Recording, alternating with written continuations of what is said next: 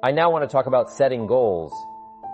Before we get into our goals workshop, let me give you a few ideas about goal setting. It became terribly helpful for me in those early days.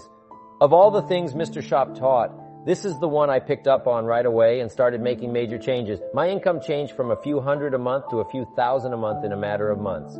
Some personal development things took me a little longer to get underway, but goal setting, I picked it up immediately and went to work on it. There's no telling what we can do with it.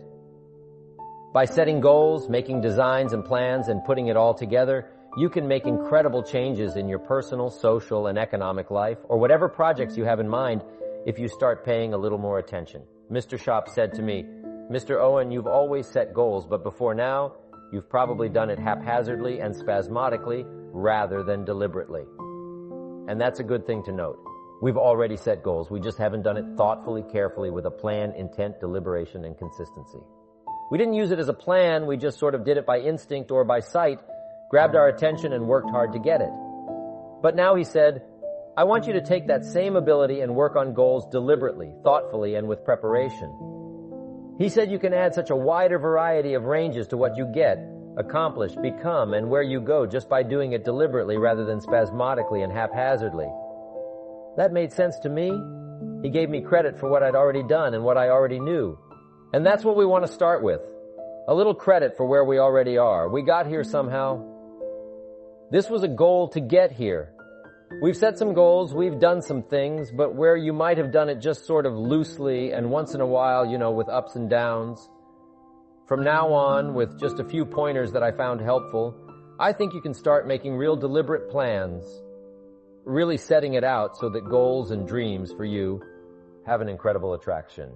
We're primarily affected by 5 things, and here they are.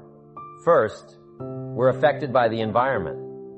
All of us are affected by our environment, where we live, the community, the traffic, the weather, the smog, and the people around us. Second, we're affected by events, things that happen, whether they're personal, community-related, national, or international events. Does anybody remember the missile crisis? There's some here old enough to remember the missile crisis back in, 61? Incredible time. We discovered Khrushchev's got his missiles heading for Cuba. They've already prepared the missile sites.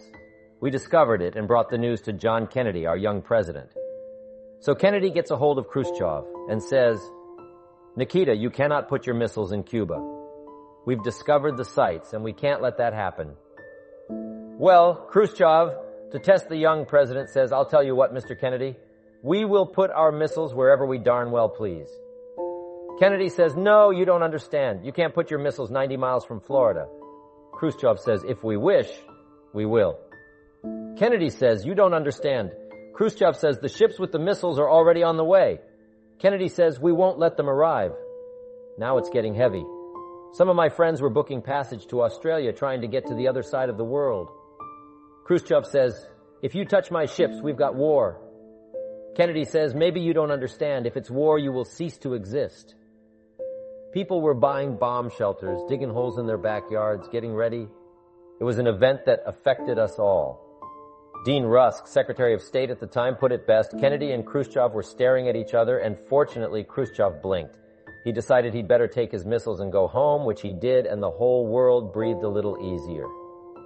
Events affect us all. Third, we're affected by knowledge. Whatever you've learned up until now affects you. The books you've read, the experience you've come into possession of, and the awareness you've accumulated in your life. Next, we're affected by results. Whatever results, accomplishments, or failures of the past, all those affect the current economic results you have. Fifth, we're affected by our view of the future. Of all these 5 things, in my opinion, here's the best way to live the good life. Make sure the greatest pull on your life is the pull of the future.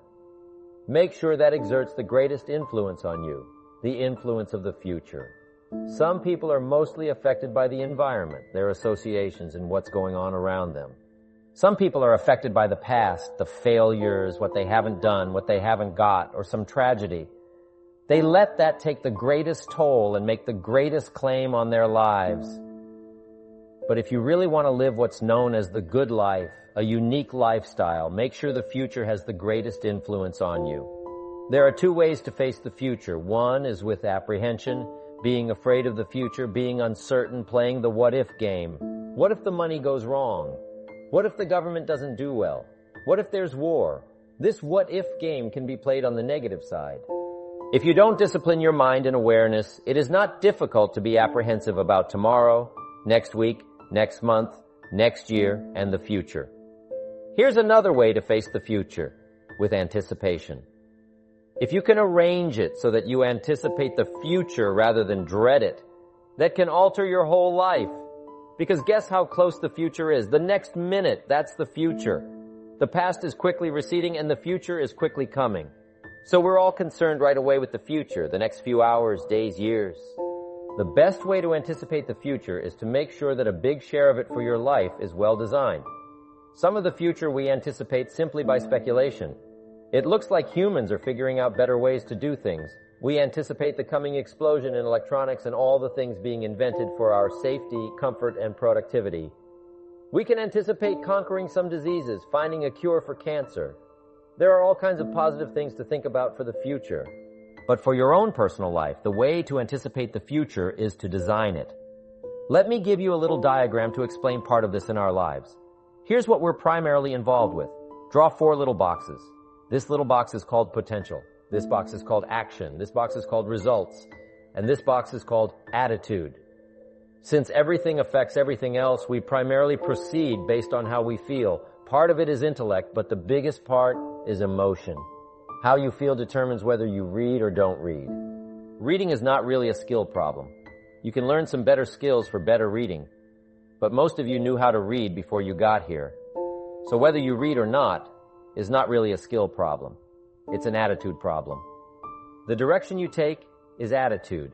You can decide to be happy or sad. That's attitude. How you react to a certain situation is primarily attitude.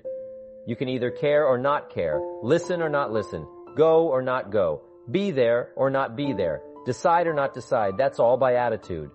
Attitude is the determining factor. So attitude determines our potential, how much potential we tap.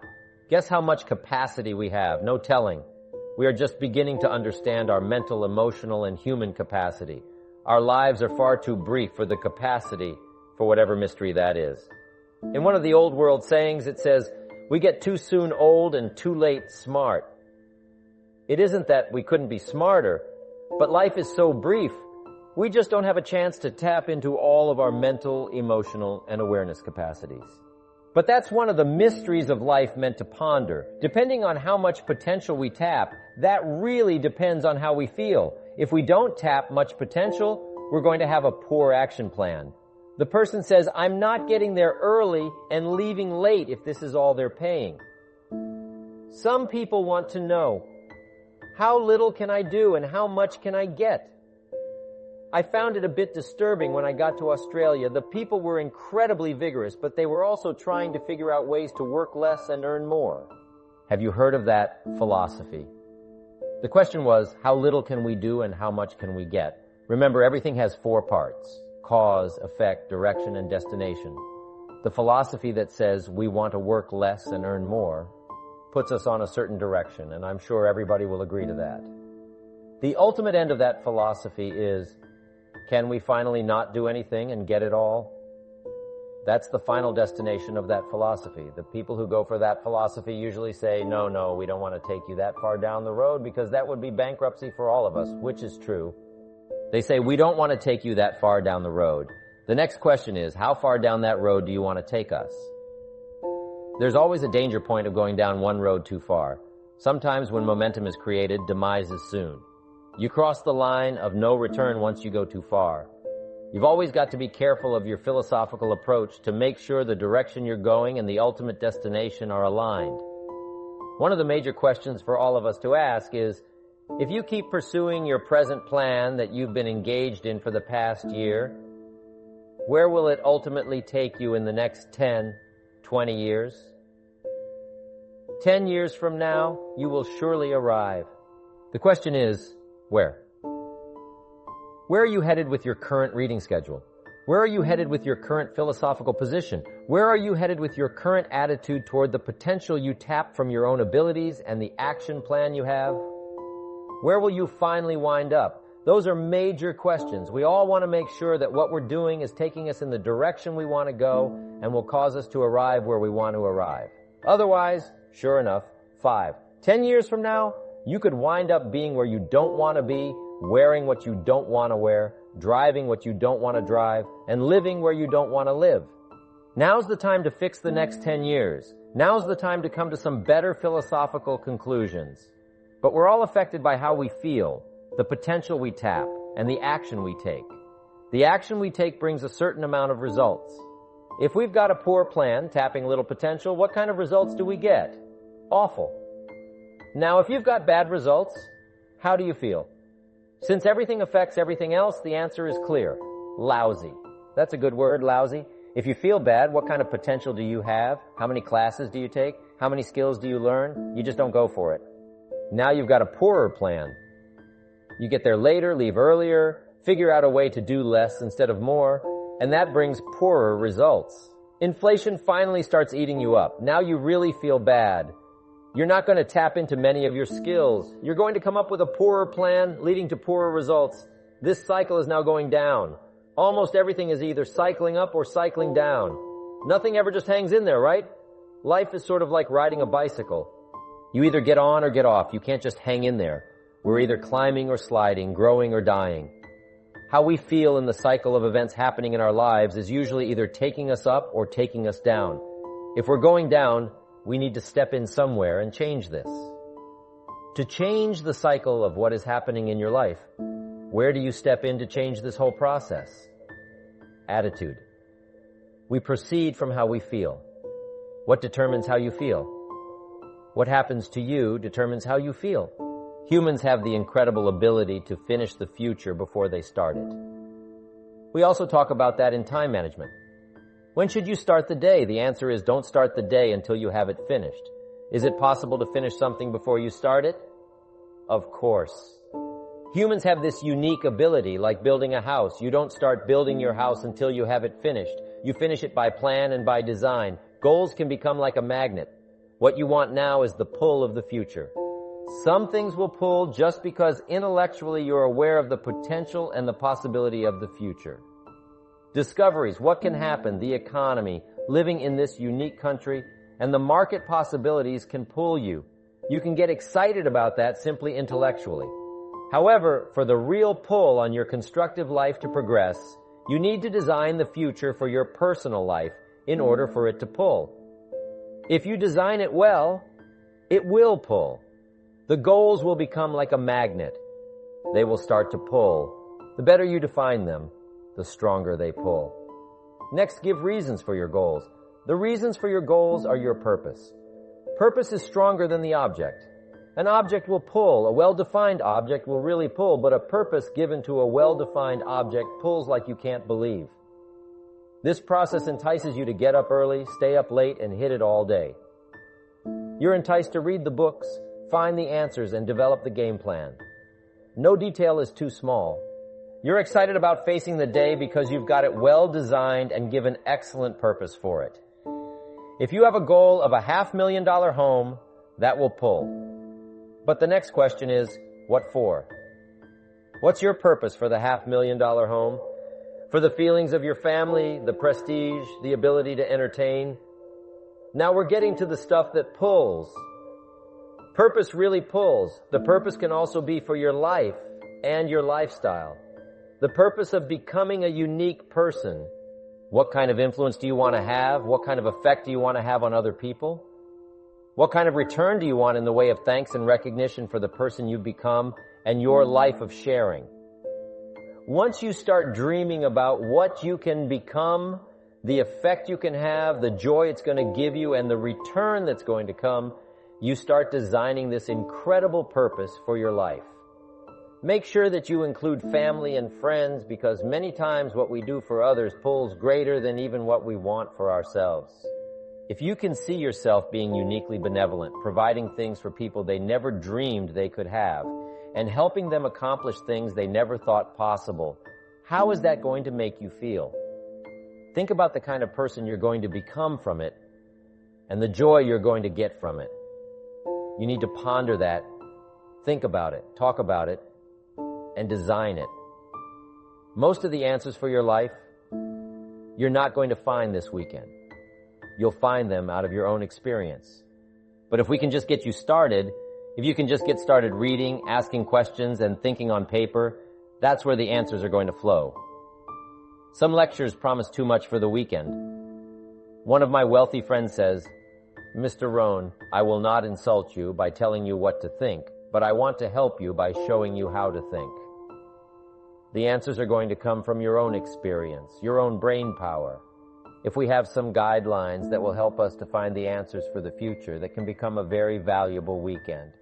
Perhaps we've gotten some answers here, but most of them for your life and the rest of your life are going to come from your own experience, your own awareness, your own thinking power. But your new ability to read better, think better, design your life better, have better goals, better time management, a better appreciation of lifestyle, value, uniqueness, and intelligence. That whole process now gives you incredibly high chances, starting Monday, to better your life in a short period of time. You can't believe some of this and what's going to happen to you in the next week or the next month. I remember those early days when I first got hold of some of this from Mr. Shoff. I couldn't sleep at night. I couldn't believe that I had discovered the man who was going to teach me how to be wealthy. It was just too much for me at first. It was unbelievable. I went down to 118 pounds. Unbelievable. I almost wasted away. I was so excited I couldn't eat. I lost my appetite. Unbelievable. I was just trembling with excitement to think that I found the answers for wealth, happiness, lifestyle, fortune, world travel, prestige, affecting people, and personality. I couldn't believe I was on the beginning edge of all of that. I got terribly excited. I finally got to where I could better manage my emotions and handle it a little bit better. But I'm telling you, once some of this opens up, especially in the early going, it is incredibly exciting when you start thinking of what you can do, what you can earn, what you can become, the kind of person you can be, the influence you can have, how far you can reach, and how many you can touch. It's incredible. I'm still blown away by it all. Somebody asked me, "You've been doing these seminars now for 17 years? Doesn't it get a little old?" The answer is no. I'm just as excited about doing this one this weekend as I was doing my first one. In fact, I'm more excited about this one because I'm better. The first ones, I was worried. This one, I'm just purely excited because I know some of you out there are going to be where I was at age 25. And some of this stuff is going to explode in your consciousness. And you're going to have some stories. Who knows? You may be writing your books, giving your seminars, and sharing your insights around the world. Who knows what will come out of a weekend like this? And I know that. That's what gets me excited. You never know who you're sharing with. You never know who you've recommended an idea to. You just don't know. Out of a room full of this many people serious about making changes and getting information, no telling what can happen from this. The letters and the stories I already know because I've had it happen to me over the last dozen years especially. But it can be exciting now. The major value of reaching a goal is not in having the goal, but in the person you become to acquire it. The major value of reaching a goal is not in having the goal, but in the person you become to acquire it. It's a worthwhile objective to become a millionaire, and the major reason is not to get the $1 million. The $1 million is second, third, fourth. No telling how far down the list it is. The real value is the person you became to acquire the money or the net worth. After you've become a millionaire, you could throw the money away and not lose very much because you get to retain the person you became, unless you throw yourself away. Once you become the person it takes to acquire the goal is not the most important value. The most important value is what you became to get it. That's why when you really philosophically understand and put things in their proper perspective, if you happen to lose, you don't really mind. When they broke into my motorhome and stole all the stuff, I didn't care about the stuff. You can always buy more televisions, radios, tape recorders, and leather briefcases. You can always replace the stuff. I really did feel a bit concerned about my journals, things almost irreplaceable. Never regret the loss of things unless they're personal family treasures or something that has more than just monetary value. Then you'll be disappointed. I remember once when I lost all my money. What was unique about that experience was when I lost everything, I really calculated that I lost only about 10% of all my assets because I only lost the money. Now, some people, when they lose their money, they lose 90%, right? That's when they feel desperate, sometimes to the point of considering extreme actions. But if you understand that the person you became to acquire your wealth still exists when the money is gone, then you realize you haven't lost everything. You've still got the mental value, the awareness, the uniqueness, and the skills that you used to acquire those possessions. That's the greater value. This is why the love of money can be problematic. If you place your love on money instead of on the true value of the person you've become to acquire it, then when the money is gone, you feel like you've lost everything.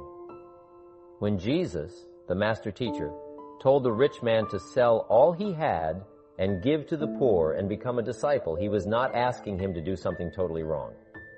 Jesus understood where the true value lies. If the rich man had become a wealthy young ruler, he could give all his possessions away and still not lose any of his wealth because he would retain the person he had become. Once you understand where the true values are, you use goals not just to reach the goal, but as an enticement to become a better person.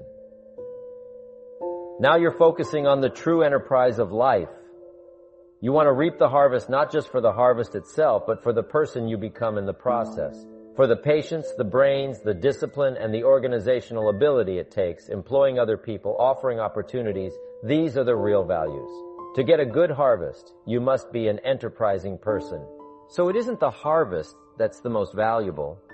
It's the skills, personality, and discipline you develop to acquire it.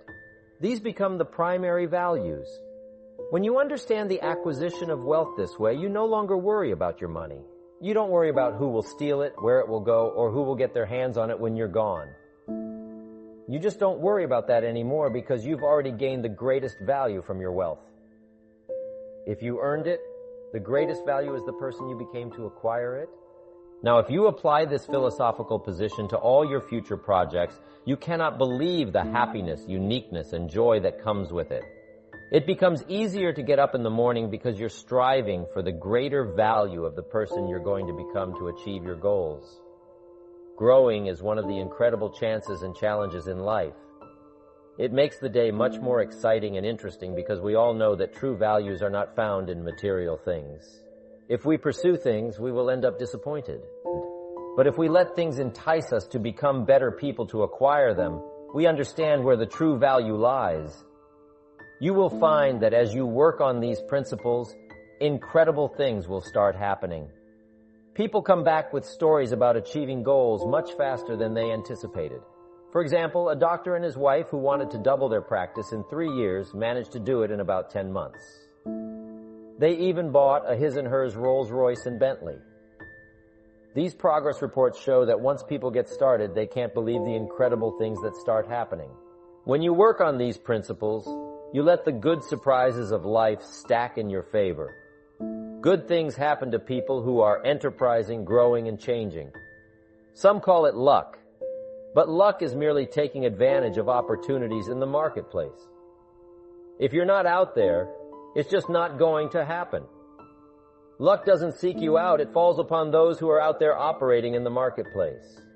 For example, if a salesperson makes a lucky sale, it's usually the result of consistent effort. You have to be out there, working and laboring, where the good things fall. Now, leadership should understand the 20/80th rule. I don't know exactly where it came from, but if you're going to be involved with people for any amount of time or any number of people from various walks of life, you've got to grasp what we call the 20/80th rule. If you haven't heard it before, let me explain it to you. The 20/80th rule suggests that 20% of the people typically do 80% of the business, while the remaining 80% do only 20%. It's one of those intriguing facts about life that you don't need to question too much. Sometimes letting the obvious be your best teacher is sufficient. In nearly any enterprise, whether it's a business, a club, or anything else, you'll observe that roughly 20% of the people are responsible for around 80% of the output. Ask a church minister who supports the church financially, and they'll likely tell you that about 20% of the congregation contributes 80% of the financial support, while the rest contribute much less. It's a statistic that sheds light on the dynamics of human involvement. Once you understand the 20/80th rule, here's what you must learn to do as a leader. Don't attempt to change it. This isn't something you can alter. It's something you must adapt to and work with, much like the changing seasons or other natural cycles. You accept it for what it is and learn to navigate it effectively. The best starting point for any successful venture is reality. Understand how things truly are without deceiving yourself or wishing for a different scenario. Embrace the 20/80th rule as it stands and learn to leverage it to your advantage. Here are some key points to understand about the 20/80th rule. If you want to impact 80% of your business, you must focus on the 20% that drives 80% of the results.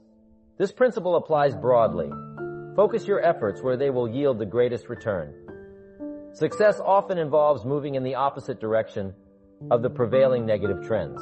Just as a seed pushes against gravity to grow upwards, success requires overcoming the natural pull towards mediocrity or decline. In any group or organization, there will be a tendency for the majority, the 80%, to demand the most attention. However, to achieve true success, you must diplomatically allocate your time. Give 80% of your time to the productive 20% and 20% of your time to the less productive 80%. This strategic allocation ensures that you nurture and support the most effective contributors while maintaining a connection with the broader group. Some may be tempted to eliminate the less productive 80% to focus solely on the productive 20%. However, history shows that this strategy often backfires. Even within the remaining 20%, there will still be a distribution where 20% contribute significantly more than the others. This distribution is akin to natural laws. It's not something you can change, but it is something you can harness and optimize. Effective leadership also requires listening attentively to your team. Allocate 80% of your listening time to the valuable 20% who generate the most impact, and 20% to the broader 80%. Despite the demands of the majority, it's crucial to maintain a balanced approach that acknowledges and respects all contributors. Success in leadership and enterprise often involves swimming against the current of conventional wisdom. It requires understanding the natural order of things, working with it intelligently, and capitalizing on its dynamics to achieve remarkable results. In conclusion, the true value in life is not found in material wealth, but in the person you become while striving to achieve your goals. By focusing on personal growth, developing skills, and maintaining a positive attitude, you can navigate life's challenges and opportunities more effectively. Material possessions may come and go, but the character, knowledge, and abilities you develop are lasting assets that empower you to succeed repeatedly. By understanding and applying this philosophy, you can achieve a more fulfilling, resilient, and enriched life where each goal serves as a stepping stone to becoming your best self.